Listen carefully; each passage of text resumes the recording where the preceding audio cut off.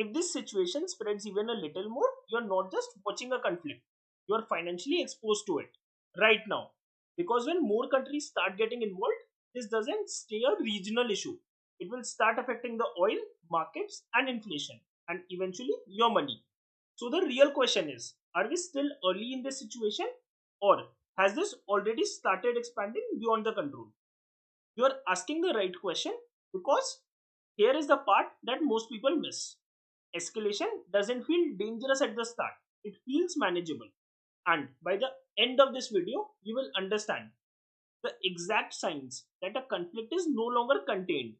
Why more countries entering changes the entire equation, and the point where escalation becomes difficult to reverse. And once you see that point, you will understand why situations like this often looks normal right before they accelerate. But to see that clearly, you need to understand how escalation actually builds. Conflicts don't become global overnight. They expand step by step.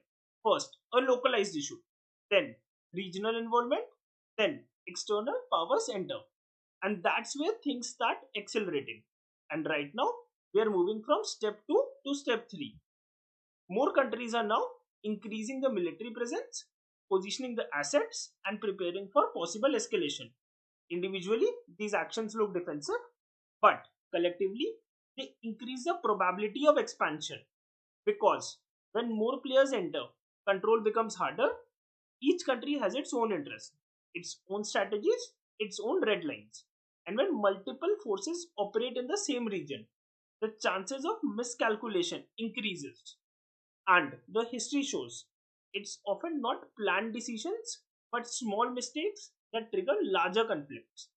Here is how escalation feeds itself. One country increases the presence, others respond. Tension rises, risk perception increases. More forces are deployed, and the cycle continues. At some point, this stops being precaution and starts becoming commitment. There's a stage where too many resources, too many positions, and too many decisions are already in place. At that point, de escalation becomes difficult. Not impossible, but costly.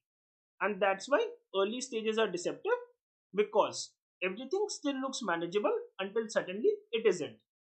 So, even though it still looks controlled right now, the fact that more countries are getting involved mean the situation might be already moving closer to a point where it becomes very hard to reverse. And that is exactly what is making this phase quite dangerous.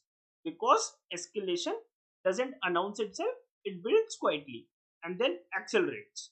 And by the time it feels global, it didn't just start, it reached the point where stepping back now becomes very difficult.